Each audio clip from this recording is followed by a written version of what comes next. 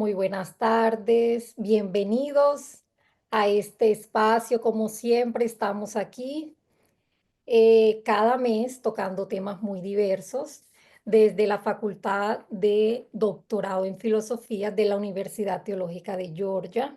Hoy es un día muy especial porque tenemos un invitado de lujo, el doctor Adolfo Royman. El doctor Adolfo es arqueólogo, experto en religiones comparadas, doctor en pensamiento judío antiguo, profesor en diversas universidades, autor de libros. Y desde 1994 hasta el 2024, es decir, durante 30 años, fue el curador de la colección de manuscritos del Mar Muerto y director del Santuario del Libro del Museo de Israel. Es un honor tener al doctor Royman hoy con nosotros para aprender un poco lo que hay detrás de los descubrimientos de los rollos del Mar Muerto. Doctor Royman, bienvenido. Muchas gracias por colaborar con nosotros. Y cuéntenos un poco cómo fue el proceso, el descubrimiento de los rollos del Mar Muerto, ya que estos no fueron hallados en un solo momento, sino que fueron durante 9 años. Eh, Hola, Janina, buenas tardes a vos y a toda la gente aquí desde la Ciudad de México. Voy a tratar sintéticamente de presentar la historia del descubrimiento. Em, Según parece, los primeros rollos del Mar Muerto fueron hallados por beduinos de la tribu de Tambra, que hasta hoy en día viven en el área del Mar Muerto. Y ellos cuentan que allá para finales de 1946 o el verano de 1947 encontraron los primeros 7 rollos en la cueva que hoy llamamos la cueva número 1. Esa cueva está localizada a 1 kilómetro al norte de las ruinas de Qumran, de Khirbet Qumran, sobre la costa noroccidental del Mar Muerto, a unos más o menos 40 kilómetros al este de Jerusalén. Ellos afirmaban que los primeros rollos los hallaron en vasijas. Eh, yo puedo adelantar que nunca los arqueólogos hallaron los manuscritos en vasijas, pero muy probablemente esa versión de la historia sea cierta porque conocemos la práctica antigua de colocar manuscritos o escritos antiguos en vasijas a fin de preservarlos. Lo conocemos eso de un texto de la Biblia hebrea en el libro de Jeremías, cuando el Dios de Israel le ordena a Jeremías colocar un documento que era un documento de compra de un terreno, precisamente le dice ponerlo en una vasija de barro para que se mantenga para futuras generaciones. Es decir, ellos ya sabían que eso era una manera de preservar manuscritos. Otro hallazgo que se llevó a cabo 2 años antes de los rollos del Mar Muerto fueron los famosos manuscritos de Nag Hammadi, la biblioteca gnóstica en Egipto, que en este caso no eran rollos, sino códices, es decir, libros, no estaban en hebreo y en, eh, y en, gri- y en arameo, sino en copto, pero los encontraron también en vasijas. Eh, Significa que esta práctica era una práctica conocida y resultó por casualidad que los primeros 7 rollos hallados por los beduinos resultaron ser los más completos, los mejor preservados y de los más importantes rollos del Mar Muerto hallados en las cuevas de Qumran. Eso fue en el año 1946-47. En el año 48 estalló la Guerra de la Independencia entre el naciente Estado de Israel y los países árabes. Y una vez finalizada la guerra, el territorio de Qumran, como parte de lo que llamamos eh, los territorios de Samaria y Judea, quedaron bajo control de Jordania. Y esa fue la situación política de los territorios entre 1949 y 1967, cuando estalla la guerra de los 6 días. Y es en la época de los jordanos que, por un lado, arqueólogos y por el otro lado, beduinos, identificaron, hallaron nuevas cuevas con manuscritos entre 1949 y 1956. Es decir, en total, como bien dijiste, entre 1947 y 1956, durante esos 9 años, se hallaron 11 cuevas y en esas cuevas se hallaron aproximadamente unos 25.000 fragmentos de manuscritos. No me equivoqué en los ceros, ¿sí? 25.000 fragmentos de manuscritos. Esos fragmentos eh, fueron traídos al Museo Rockefeller en el este de la ciudad de Jerusalén, un museo que había sido erigido en la época del mandato británico en la tierra de Israel, allá por los años 30. En los años 50, el director de las excavaciones y del proyecto, el famosísimo biblista Roland Devaux, Devaux era el director de la École Biblique, de la Escuela Bíblica Francesa de Arqueología, eh, y, y él nomina una comisión internacional para el estudio y publicación de los manuscritos. Y es así que en esos años llega a Jerusalén Oriental eh, investigadores que eran jóvenes en esa época, que luego habrían ser investigadores de fama mundial, como por ejemplo el celebrado Frank Cross. Frank Cross, que había escrito su doctorado con Albright, el gran arqueólogo americano, llega a Israel y así entonces comienzan los investigadores a reconstruir los manuscritos. Esto hay que entender, la mayoría de los manuscritos estaban muy, muy dañados. Solamente un número pequeño, de no, un poco más de una docena, más o menos en una situación relativamente eh, de buen estado de preservación los manuscritos, hicieron realmente un trabajo fantástico. Y ya para comienzo de la década del 60, el resultado fue que se reconstruyeron aproximadamente unos 1.000 documentos. Obviamente en algunos casos documentos muy fragmentados, en otros casos los documentos más o menos eh, en un estado relativamente eh, eh, eh, en relativamente bueno de preservación, cosa de poder leer los manuscritos, ¿no? Y, y el resultado fue, así muy rápidamente, que la enorme mayoría de los manuscritos están escritos en cuero de animal, en pergamino, y una minoría en papiro. Tenemos un manuscrito excepcional de la cueva número 3, que es de las cuevas más norteñas, con la cueva número 11, que se halló un documento grabado en planchas de cobre, por eso se lo llama el rollo de cobre. Y tenemos una minoría entre 1 y 3% en griego y, y obviamente la fama mundial de los rollos del Mar Muerto, y me imagino que después en la charla entraremos más en detalle, ¿no, Janina? Pero, Sí, pero puedo adelantar que la fama mundial de los rollos se debe a que más o menos un cuarto de esos rollos son los manuscritos de la Biblia hebrea más antiguos del mundo, es decir, físicos, ¿sí? De la Biblia hebrea. Por lo tanto, eso ya explica la fama mundial de este descubrimiento que representó realmente un parteaguas en el estudio no solamente de la Biblia hebrea, sino en general del judaísmo antiguo. sí, eso le quiero preguntar, ¿por qué los rollos del Mar Muerto se consideran uno de los mayores logros de la arqueología moderna? Bueno, primero porque está escrito en Google y Google nunca miente. Bueno, hablando en serio, lo que puedo decir es lo siguiente.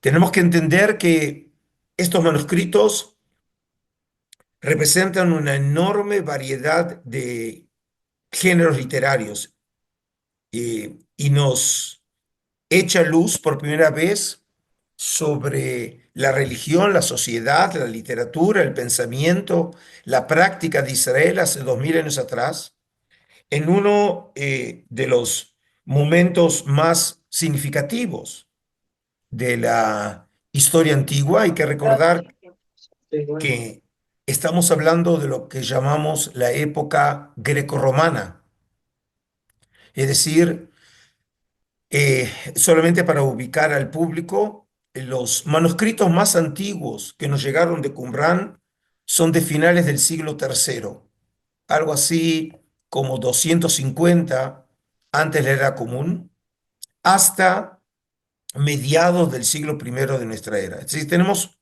aproximadamente unos 300 años de manuscritos.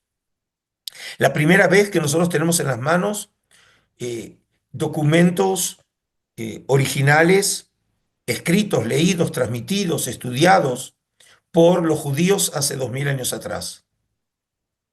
Nosotros no teníamos literatura original.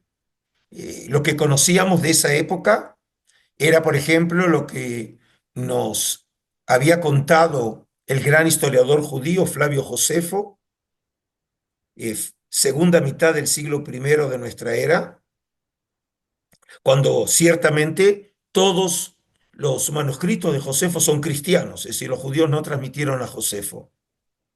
Luego teníamos literatura que llamamos literatura apócrifa y pseudoepigráfica, es decir, materiales no canónicos de la Biblia hebrea, que fueron transmitidos por cristianos. Es decir, los materiales que tenemos son copias cristianas.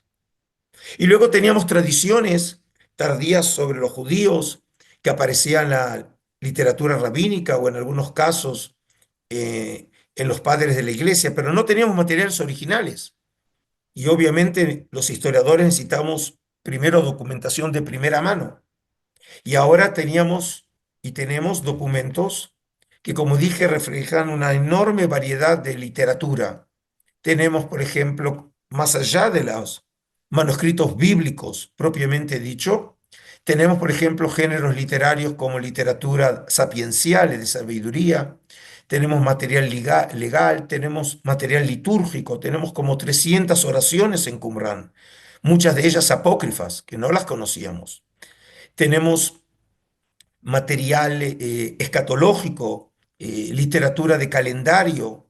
Es decir, tenemos una enorme gama de, de literatura y de géneros literarios que nos permitieron entender la complejidad, la riqueza del pensamiento de Israel hace 2000 años atrás. Por ejemplo, viene a cuento, Janina, tenemos obras que podemos tildarlas como obras exegéticas. Es decir, tenemos materiales que nos enseñan cómo los judíos hace 2000 años atrás leían la literatura sagrada. Por supuesto que nosotros conocíamos material exegético, pero de un estadio judío más tardío, como llamamos la literatura rabínica, ¿no? La literatura de los midrashim, es decir, literatura exegética judía, preservada en la tradición rabínica, pero son cientos de años después de los rollos del Mar Muerto. Y ahora por primera vez tenemos los rollos que nos llegan precisamente de esa época y nos permiten entender qué pensaban, qué conocían los judíos, por ejemplo, sobre patriarcas como Abraham, como Moisés. Y en ese sentido, entonces, los rollos del Mar Muerto resultaron ser una verdadera revolución en el conocimiento. Sí, y es interesante que los rollos del Mar Muerto hayan aparecido tan solo un año antes de constituirse el Estado de Israel. Eso es súper interesante porque le dio, Sí, perdón. porque obviamente no había un texto original y aparecen estos descubrimientos y eso fue algo muy importante históricamente. Bueno, no hay ninguna duda que en este caso la casualidad histórica, algunos creerían ver la causalidad, pero obviamente yo puedo ver las cosas desde la perspectiva humana, no divina, ¿sí? Algunos quieren ver aquí también la mano de Dios detrás de esto, pero desde la perspectiva eh, humana podemos decir que hay unas circunstancias muy significativas que, como dije, el descubrimiento es muy cercano al nacimiento de- del Estado de Israel. Es más, yo vi una historia que viene a cuento a tu pregunta, Janina. Si me permitís, la puedo contar. Sí, Eh, claro. sí, porque esos primeros 7 rollos del Mar Muerto presentan una historia sencillamente fascinante. Los beduinos no sabían qué hacer con los manuscritos. Obviamente no sabían qué eran. No tenían ninguna posibilidad de conocer el contenido, la importancia. Y entonces, después de varios meses, decidieron que lo mejor es venderlos. Y en este sentido, lo que hicieron, 4 de los manuscritos los vendieron en julio de 1947 a un sacerdote de la iglesia siria. En esos años él dirigía el monasterio San Marcos en la ciudad vieja de Jerusalén, llamado Atanasio Samuel. Es decir, un sacerdote compra 4 manuscritos. Y 3 de los manuscritos los beduinos eh, se los venden a otro vendedor de antigüedades. Este es un armenio, que a su vez conocía a, a un profesor de arqueología de la Universidad Hebrea de Jerusalén, el profesor Eliezer Lipa Sukenik. Él era de origen polaco, como muchos judíos habían emigrado de Europa a Israel como parte del movimiento sionista, que es el que finalmente es el movimiento político que va a derivar en la creación del Estado de Israel. Este arqueólogo, un arqueólogo muy importante, por ejemplo, él excavó el famoso mosaico de Beit Alfa en el valle de Esdreel y fue uno de los fundadores del Instituto de Arqueología de la Universidad Hebrea de Jerusalén. Y, eh, y él fija un encuentro con Sukenik en la época que la ciudad de Jerusalén estaba dividida por alambres de púas. Estamos hablando unos meses antes de que los británicos dejaran la tierra de Israel y ya era una situación muy caótica a nivel de seguridad. Y entonces se encuentran ambos a Sukenik y este comerciante a ambos lados del el alambre de púa y le entrega un pequeño fragmento del manuscrito y cuando Sukenik lo ve, reconoce la escritura porque era escritura hebrea y las letras las conocía de inscripciones en urnas funerarias. Las conocía esas letras en piedra, nunca las había visto en, en cuero de animal. Y entonces pensó que realmente debe ser un material original y quiere ver, por supuesto, los documentos, que los tenía él en su tienda en la ciudad de Belén, al sur de la ciudad de Jerusalén.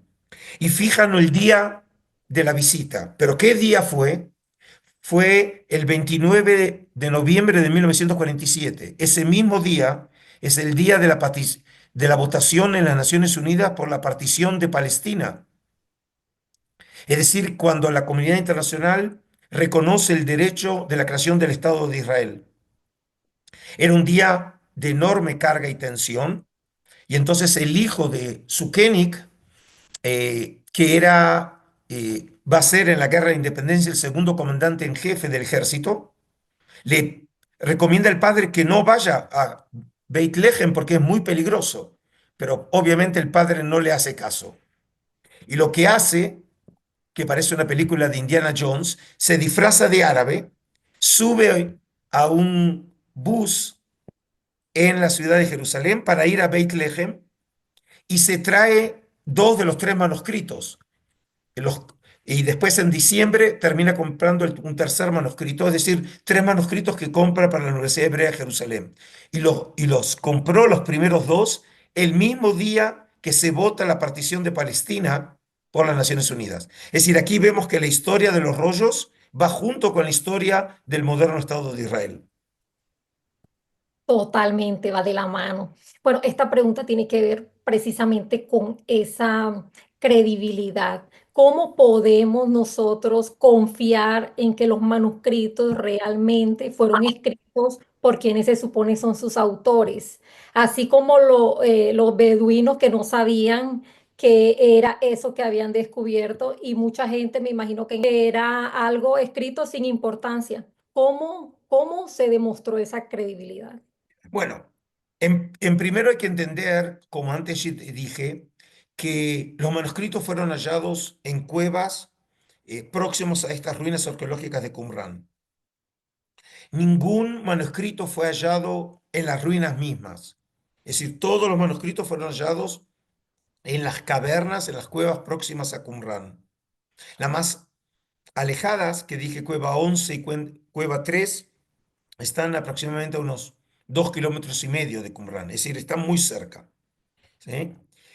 La cueva más rica de fragmentos de manuscritos es la cueva número 4, que se encuentra al otro lado del Wadi Qumrán. Wadi es el lecho seco del río.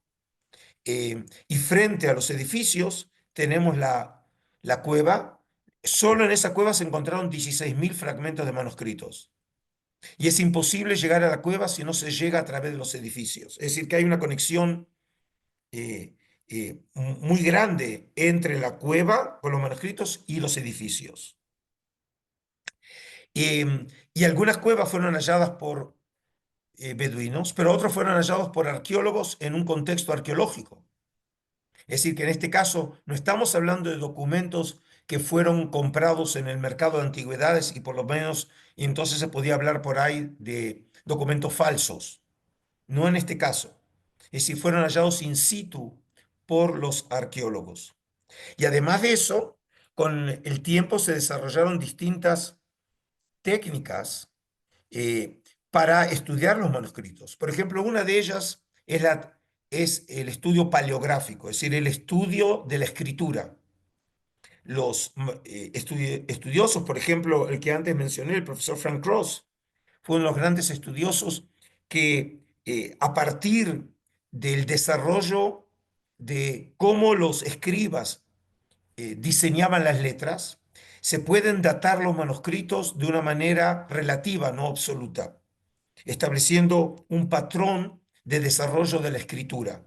Algo obviamente muy técnico, pero que resultó ser una manera muy buena para poder datar los manuscritos hasta que desarrollaron nuevas tecnologías. Por ejemplo, en la década del 50, cuando se están descubriendo los manuscritos, empezó a desarrollarse una nueva técnica que se llama la técnica del carbono 14. Y el carbono 14 es un isótopo que tiene todo organismo vivo, sea un humano, un animal, un vegetal, que cuando muere, ese isótopo empieza a desaparecer. Y entonces se puede medir a partir de la cantidad de carbono 14 que queda en ese resto orgánico, eh, cuando estuvo vivo por última vez, ¿no? Algo por el estilo. Y entonces eso permitió poder también datar los manuscritos, porque dije, la enorme mayoría de los manuscritos están escritos sobre cuero de animal y una minoría en papiro, y ambos son materiales orgánicos. Y entonces, a partir de esa técnica, también podemos saber cuándo fue escrito el texto, no cuándo fue escrito eh, la obra que está en el texto. Eso no lo sabemos, porque tenemos simplemente una copia antigua. No sabemos cuándo fue escrito el original, pero podemos saber cuándo fue escrito específicamente ese manuscrito. Y de ahí, por ejemplo, cuando cruzamos la información, por un lado, la paleografía, por otro lado el carbono 14, por otro lado el contexto arqueológico. Y en algunos casos excepcionales puede aparecer dentro del manuscrito algún tipo de dato histórico que lo podemos articular con la historia que nosotros conocemos de la época antigua. Y en ese sentido podemos contextualizar esos documentos y entonces sabemos que realmente esos documentos son originales, que vienen, como dije, de hace 2000 años atrás. Doctor Royman, ¿qué contribuciones hicieron específicamente los rollos en el estudio del cristianismo antiguo? Buah, aquí estamos, es una pregunta grande, ¿ok? Em, para poder entender la pregunta, si me permitís, Janina, tenemos que eh, eh, eh, presentar un poco qué materiales ante el descubrimiento del Mar Muerto teníamos en nuestras manos. Y fundamentalmente, el material más relevante que tenemos son los escritos del Nuevo Testamento y más específicamente los evangelios canónicos. Es decir, los evangelios de Marcos, Mateo, Lucas y Juan, más o menos en ese orden histórico, ¿no? Es considerado Marcos el más antiguo, algo así como entre 60 y 70. eh, Mateo y Lucas entre 70 y 80, y Juan es el más tardío, alrededor del 90, así finales del siglo primero. Obviamente, los manuscritos que tenemos del Nuevo Testamento son más tardíos, no tenemos originales. ¿Sí? El manuscrito, el fragmento de manuscrito más antiguo que tenemos de los evangelios es del Evangelio de Juan, del más o menos de los años 120 de nuestra era, eh, el papiro 52, el famoso papiro 52, es decir, de primer tercio del siglo segundo.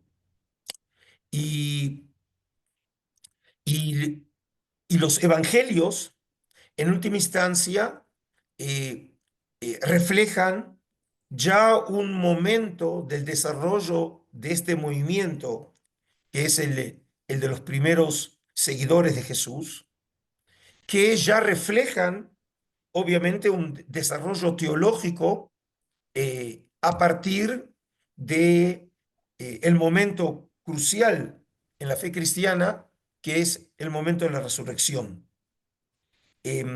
Pero hay que recordar que los escritos más antiguos que tenemos en el Nuevo Testamento en realidad son las cartas paulinas de mediados del siglo primero. Y Pablo no se interesa en el Jesús de la historia, sino en realidad en el Jesús de la cruz, es decir, en el significado de la muerte de Jesús y toda todo el significado teológico que eso representó. Pero Pablo casi no hace ninguna referencia al Jesús de la historia. El Jesús de la historia solamente aparece en los evangelios, que son un segundo estadio de desarrollo de los escritos neotestamentarios. Eh, y aquí, obviamente, tenemos en algunos casos dichos de Jesús, o por lo menos atribuidos a Jesús en los evangelios, y a veces tenemos el mismo dicho en distintos contextos literarios. Tenemos historias, obviamente, sobre Jesús, pero estas historias no fueron escritas por historiadores que están tomando apuntes online, ¿sí? Como nosotros hoy vemos la historia. Es decir, obviamente ya reflejan eh, un estadio de desarrollo del, eh, de esos seguidores de Jesús que luego para fines del siglo primero van a ser llamados los cristianos en Siria, es decir, los seguidores de Cristo, del Mesías, que obviamente reflejan una comprensión, en algunos casos diferente, de la figura de Jesús, ¿sí? Porque hay varias imágenes de Jesús. Jesús puede aparecer como un profeta escatológico, Jesús puede aparecer como el Mesías, puede aparecer como el Hijo de Dios, puede aparecer como el Hijo del Hombre. Hay muchos Jesús en los evangelios, ¿sí? Y por lo tanto, la gran pregunta, y es legítima, es, más allá de la información que tenemos en los evangelios y de la literatura posterior a los evangelios, como puede ser otros escritos neotestamentarios o después los escritos de los padres apostólicos y los padres de la iglesia, es una pregunta que por ahí le va a sonar extraña al público que está participando de este evento, pero es una pregunta legítima y es ¿cómo se puede probar la existencia de Jesús histórico? Es decir, el hecho de que se cuente sobre Jesús en el Nuevo Testamento no es un argumento con peso histórico. Obviamente que tiene un peso en la historia de la tradición y es un texto considerado un texto revelado, un texto divino, pero en última instancia es un documento que habla sobre la existencia de Jesús y siempre se ha buscado algún tipo de documentación que pueda probar en documentos independientes de la tradición cristiana precisamente eso, la existencia histórica de Jesús. Por eso el gran revuelo cuando se encontraron los rollos del Mar Muerto, porque era la primera vez que tenemos documentos originales de esa época, no transmitidos por la iglesia, es decir, que aquí no se puede apelar a que hay un interés por parte de la iglesia de fabricar la imagen de Jesús, eh, con la esperanza de que estos documentos que vienen de la tierra de Israel, y Jesús es un hijo de la tierra de Israel, pudieran echar luz sobre los orígenes de la iglesia, ¿no? Ese es el contexto para tu pregunta, es para explicar al público por qué esa pregunta. Ahora, el bottom line que podemos decir es que para decepción de los cristianos, los rollos del Mar Muerto no hacen ninguna referencia ni a Juan el Bautista, ni a Jesús, ni a Pablo, ni a Santiago, porque estos documentos en muchos de los casos son anteriores a ellos. Todos estos personajes son del siglo primero, y yo dije que tenemos documentos del siglo tercero. Y los del siglo primero, obviamente, eh, eh, no reflejan algo que recién está sucediendo. Es decir, nosotros, los modernos hoy, con los medios de comunicación, cuando podemos seguir revoluciones online, nosotros esperamos que todo lo podamos conocer en el momento. Pero en la antigüedad, eh, los tiempos eran muy lentos y algo que estaba sucediendo en Judea, que eran los extremos orientales del Imperio Romano, van a llevar siglos hasta que se transforme en un evento, como nosotros lo vemos, que cambie buena parte de la historia de la humanidad. ¿Sí? Pero no en los años que estaba sucediendo. Nadie podía pensar que lo que sucediera en Jerusalén iba a cambiar la historia de buena parte del mundo. Y por lo tanto, los documentos todavía no reflejan eso, los de esa época, ¿sí? No son una respuesta, como dije, online al tipo de CNN o ABC o CBS, ¿ok? Entonces, una vez dicho esto, la gente dice, entonces eh, los rollos no son tan importantes para el cristianismo. La conclusión es precisamente lo contrario. No hay manera hoy de estudiarlos, el cristianismo, si no se pasa por los rollos del Mar Muerto. Y la pregunta es, pero si no habla ni de Jesús, ni de Juan el Bautista, ni de por qué son importantes, entonces, obviamente eso sería un curso, ¿no? Te puedes imaginar, Janina. Pero voy a dar un breve ejemplo que por ahí la gente puede entenderlo. Cuando la gente lee en sus casas los evangelios, o cuando escucha al cura párroco o al pastor en el templo y dice Jesús dijo, ¿no?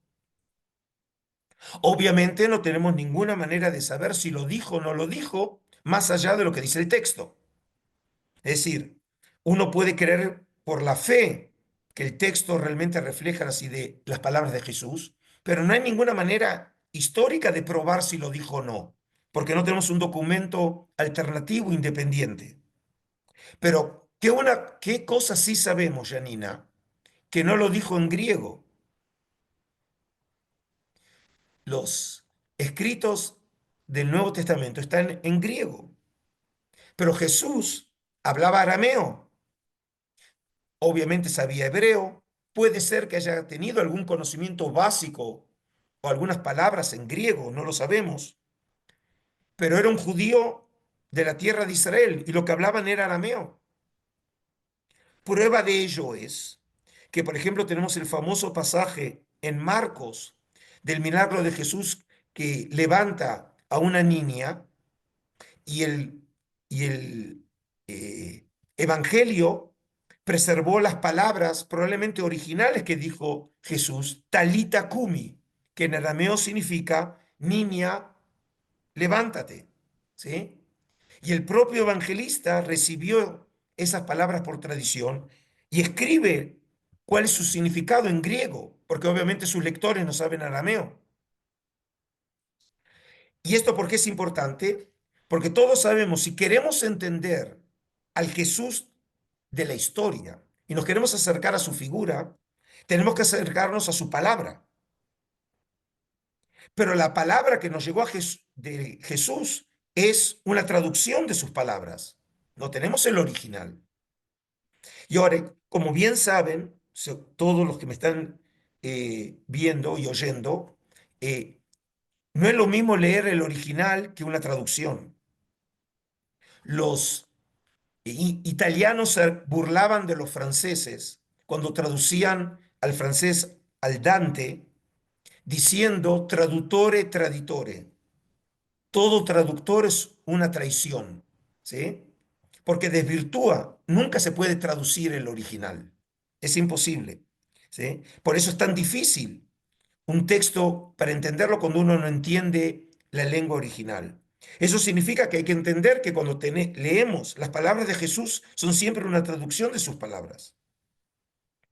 Y ahora, gracias a los rollos del Mar Muerto, tenemos más de 100.000 palabras que nos llegaron gracias a los rollos en hebreo y arameo de hace 2000 años. Es decir, que es como si hubiéramos recibido una cinta grabada de cómo se hablaba hace 2000 años atrás.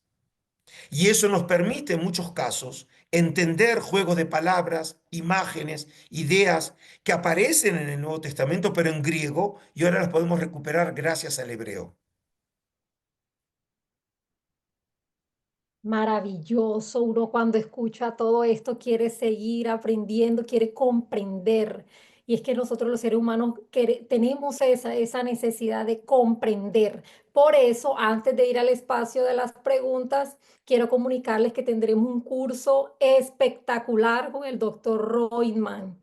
Está para el mes de mayo y es un curso que tendrá que ver con historia, literatura, pensamiento y religión en la época intertestamentaria.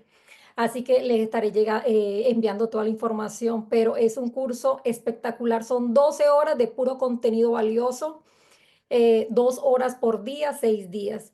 Así que espero que todos puedan aprovechar esta gran oportunidad. Por ahí habría que, Janina, por ahí habría que explicarle a la gente qué queremos decir con el periodo intertestamentario. Es lo que llamamos generalmente la época del Segundo Templo y en lenguaje más popular la época de Jesús. Es decir, la idea de este curso es presentar eh, la historia del judaísmo en un periodo clave de Israel y en realidad de Occidente, que se extiende desde el siglo sexto antes de nuestra era hasta finales del siglo primero o comienzo del siglo segundo de nuestra era. Y como vos lo dijiste, lo vamos a dividir en dos bloques de 6 encuentros. El primero, para mayo, va a ser precisamente sobre la época persa y la época griega. Y después, cuando decidamos y ver el resultado de esa primera parte, una segunda parte de otros 6 encuentros, en total van a ser 12, sobre los judíos y judaísmo en la época romana. El objetivo de este curso es permitirle a los participantes poder comprender el contexto social, histórico, político en el que finalmente hay que encuadrar los orígenes del cristianismo, que es el resultado de los procesos que afectaron e influyeron sobre Israel en la época del Segundo Templo, época intertestamentaria. Así es. Bueno, vamos a comenzar a leer unas preguntas. Aquí Marlon Terán dice. Es cierto que antes de mediados del siglo XX, muchos eruditos dividieron los textos de la Biblia hebrea en tres tipos de texto: el texto masorético, el Pentateuco samaritano y la Septuaginta. Sin embargo, entre 1947 y 1956 se descubrieron en las cuevas de Qumran muchos rollos bíblicos que databan del periodo del Segundo Templo y que no encajaban en este claro patrón de tres versiones. Estos rollos pertenecientes a la secta de los judíos que vivía en la zona muestran una amplia diversidad textual. Bueno, la pregunta de Marlon me dijiste que se llama, Sí, ya muestra que realmente conoce del tema. Así que mis felicitaciones. Es una pregunta que muestra conocimiento. Sí, en realidad lo que sucedió es así.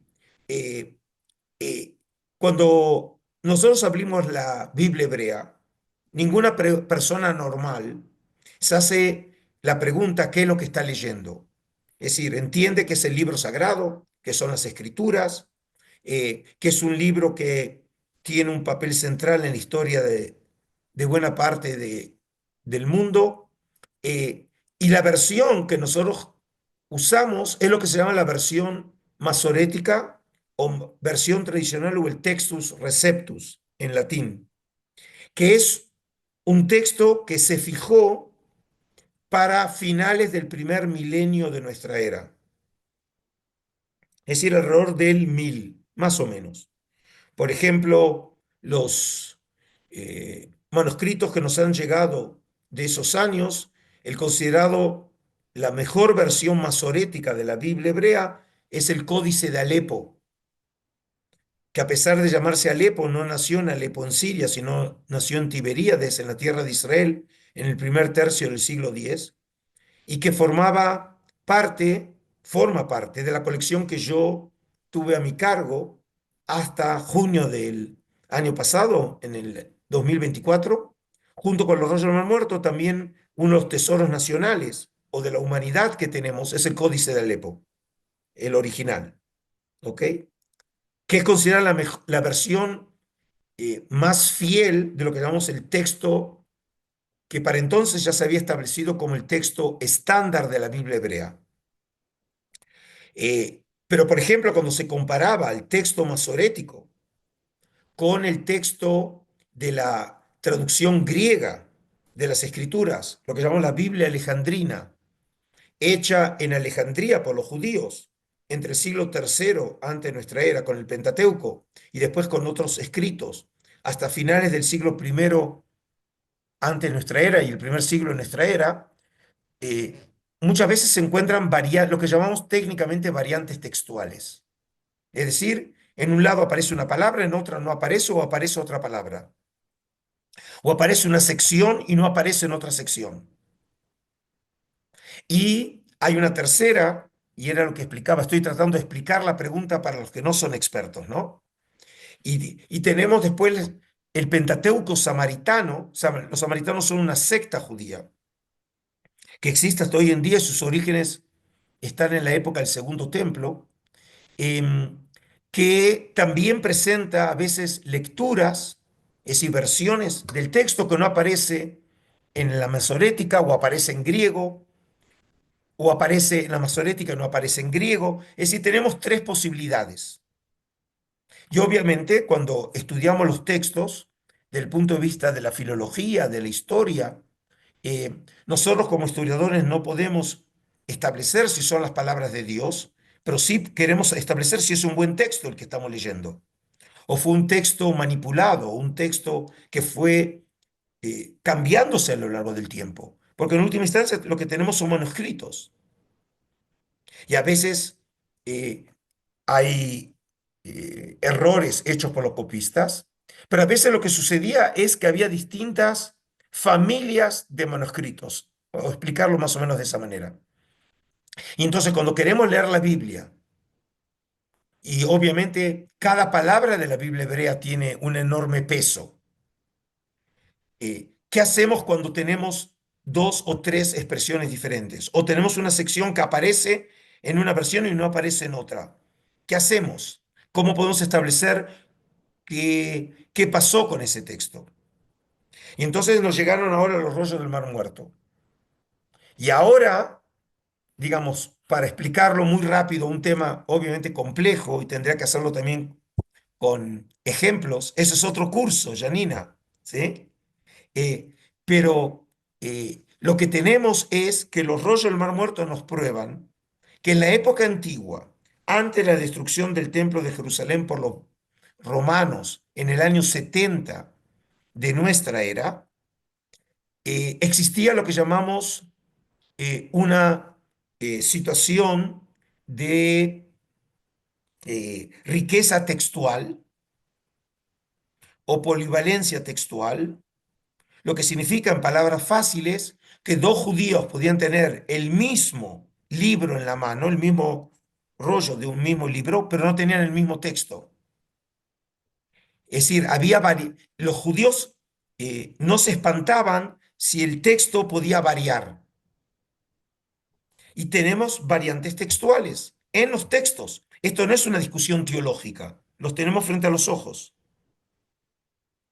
Solamente después de la destrucción del Templo de Jerusalén, empieza la corriente de transformar el texto en un texto estándar.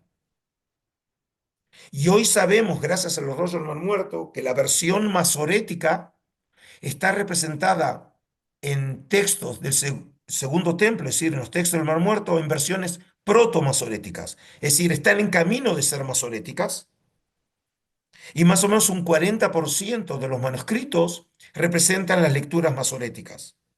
En otras palabras, el texto que nosotros consideramos hoy tradicional masorético es muy antiguo, pero no era exclusivo, no era el único texto que manejaban los judíos hace 2000 años atrás.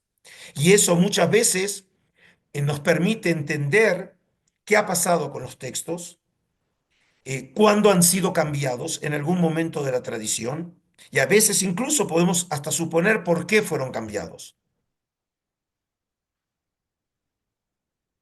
Bueno, esta pregunta la hace José Tavares. ¿Qué factores ambientales como temperatura, humedad, iluminación afectan más la preservación de los manuscritos y cómo se controlan? Y una segunda pregunta, ¿qué tipo de tecnologías modernas como la digitalización o el análisis espectral se están utilizando para estudiar y preservar manuscritos antiguos?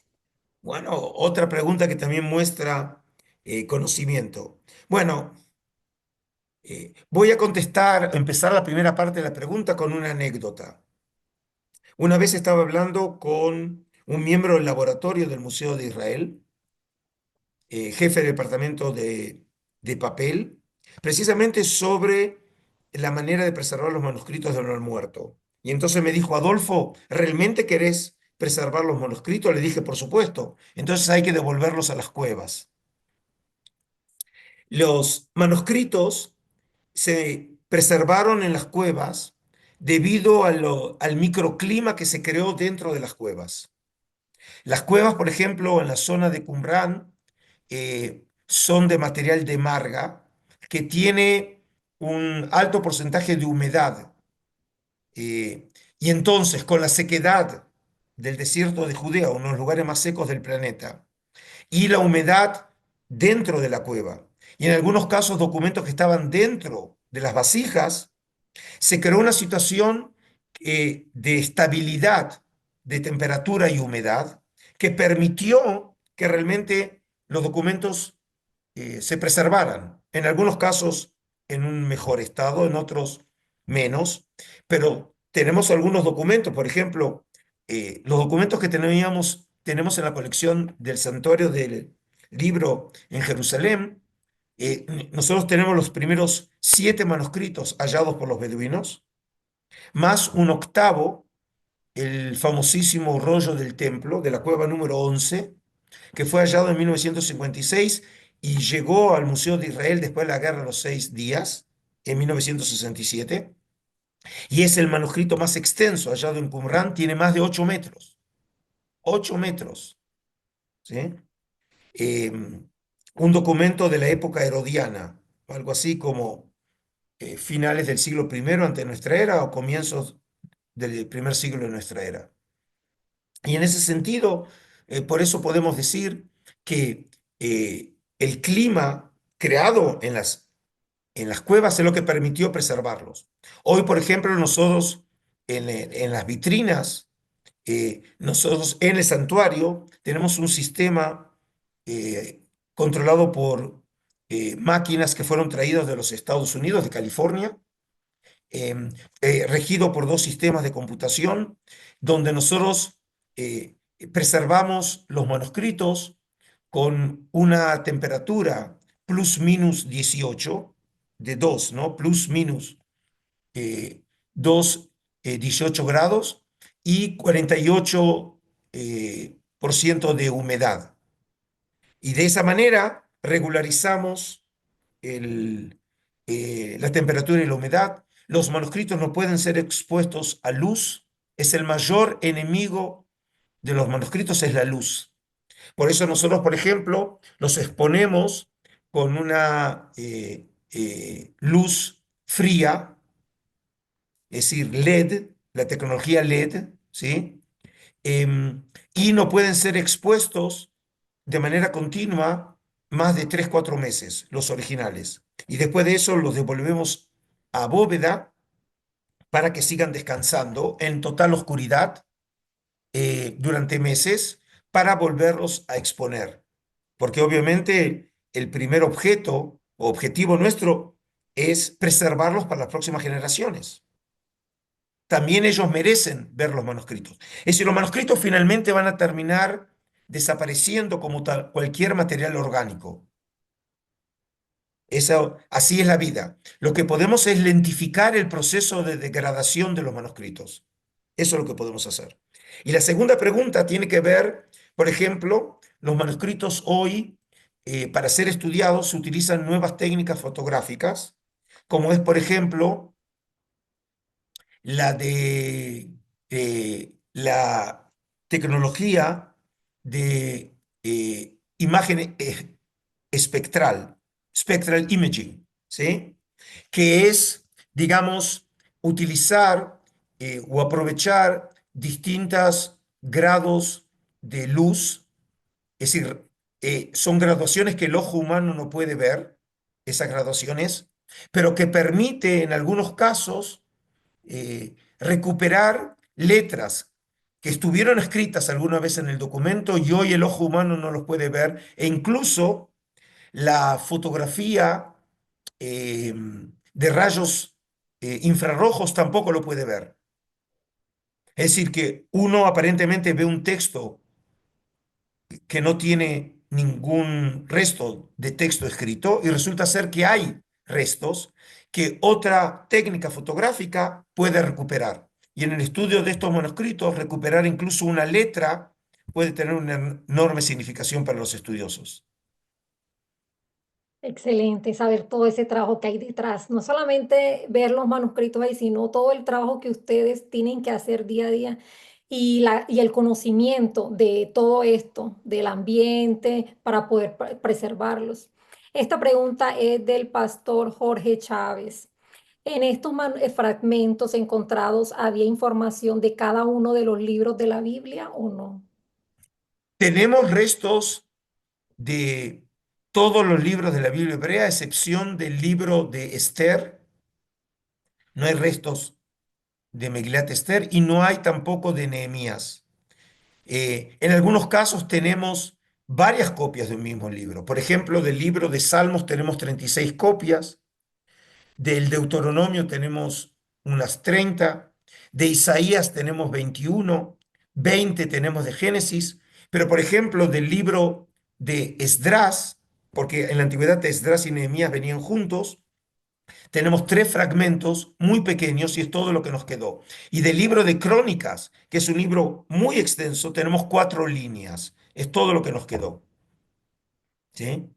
Así que en algunos casos simplemente la causalidad La casualidad histórica hizo que en algunos casos quedaran restos, en otros casos desaparecieran.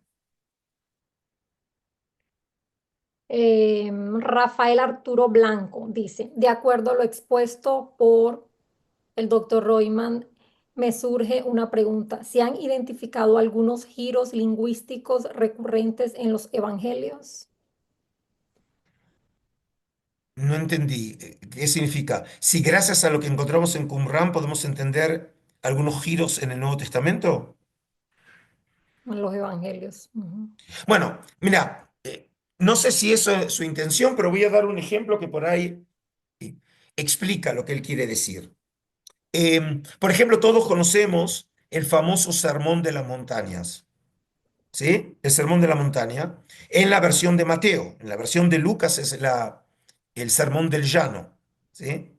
Y en ambas versiones, la versión extensa en Mateo y la versión breve de Lucas del Sermón de la Montaña, pero como dije, es según el sermón en la versión de Mateo, dice, cuando comienza el texto, dice que eh, eh, habla de bienaventurados los pobres, ¿no? Bienaventurados los pobres. Pero en una versión se habla de los pobres y en otro se habla de los pobres de espíritu. Son dos cosas diferentes, ¿no? Pobres estaría apuntando a un estrato social, ¿sí? Bien, todo lo que sea el reino de los cielos. Eso es estrato social. Pobre de espíritu, es decir, hablando a alguien contrito de espíritu. Humilde, está hablando de un estado espiritual, no de un estrato social. Y la pregunta es, ¿por qué en las dos versiones que tenemos una expresión diferente? Por ahí para explicar lo que él dice. Y en hebreo, la palabra pobre se dice ani, con ain, ani. Y la palabra pobre de espíritu es aniei ruach, es contrito de espíritu, la misma palabra, ¿sí? Significa que en realidad lo que tenemos son la manera en que se puede entender la expresión en hebreo, aniei ruach, como pobre o como pobre de espíritu, en hebreo la misma palabra. Y eso es lo que llevó que las traducciones reflejan dos maneras diferentes de leer la palabra, que probablemente es la original que usó Jesús. Em, Pastor Marcos Parao dice, ¿cuál fue el aporte y la influencia de la secta judía de los esenios en los rollos del Mar Muerto? Bueno, las preguntas que aquí me hacen son todas para un seminario. Es que aquí la gente es muy, muy inteligente, entonces ellos van a hacer su curso porque quieren aprender todo esto. Bueno, lo que puedo decir es lo siguiente, tengo que explicar muy rápidamente la pregunta para contestarla. Los esenios son uno de los grupos sobre los cuales sabemos a partir de fuentes históricas, y esas fuentes históricas son solamente tres, no muchas. Están en los escritos del filósofo judío Filón de Alejandría, los escritos de Flavio Josefo y un contemporáneo de Josefo, el gran geógrafo romano Plinio el Viejo. Y la expresión la conocemos solamente en griego y latín, esaioi, esenoi, en griego o eseni en, en, eh, en latín. Y, y lo que tenemos en este caso es que teníamos información sobre estos esenios, como dije, en fuentes históricas, y cuando fueron hallados los rollos del Mar Muerto, ya desde el comienzo de la investigación se estableció que la comunidad del Mar Muerto tendría algún tipo de relación con los esenios. Pero aquí tengo que explicar lo siguiente. El término esenio no aparece en los rollos del Mar Muerto. Y en segundo término, cuando nosotros comparamos lo que tenemos en los rollos del Mar Muerto y lo que tenemos sobre los esenios en las fuentes históricas, a veces hay correspondencias muy grandes, pero tenemos información en los rollos que muchas veces no la vemos eh, reafirmada en las fuentes históricas. Por ejemplo, los eh, hombres de Qumrán tenían una fuerte tendencia escatológica, interés en el final de los tiempos. Ese componente en la creencia de Qumrán no aparece cuando se habla de los esenios. Eh, en los escritos de Qumrán hay un fuerte componente sacerdotal y ese aspecto aparece casi tangencialmente en los escritos de Josefo y no aparece cuando en las descripciones de eh, Filón de Alejandría o el caso de Plinio, que es una cita, por cierto, muy breve. Pero Plinio dice que los esenios los ubica en el Mar Muerto, y si entendemos la descripción de Plinio, estarían al norte del Mar Muerto, exactamente donde está Qumrán. Por lo tanto, sin entrar en detalle, porque eso es realmente otro tema complejo, pero puedo decir que yo, humildemente, como muchos investigadores, creemos que la comunidad del Mar Muerto tiene que haber tenido algún tipo de relación con los esenios históricos. Bueno, se nos acabó el tiempo, pudiéramos quedar aquí, pudiéramos quedarnos mucho, mucho, mucho más tiempo, seguir ahondando en estos temas tan interesantes, porque un tema lleva al otro. Por eso esto pudiera seguir.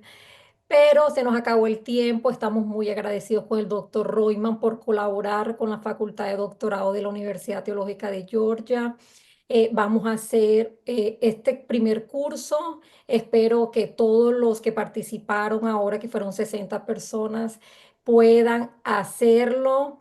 Es una oportunidad única que el doctor esté colaborando con nosotros.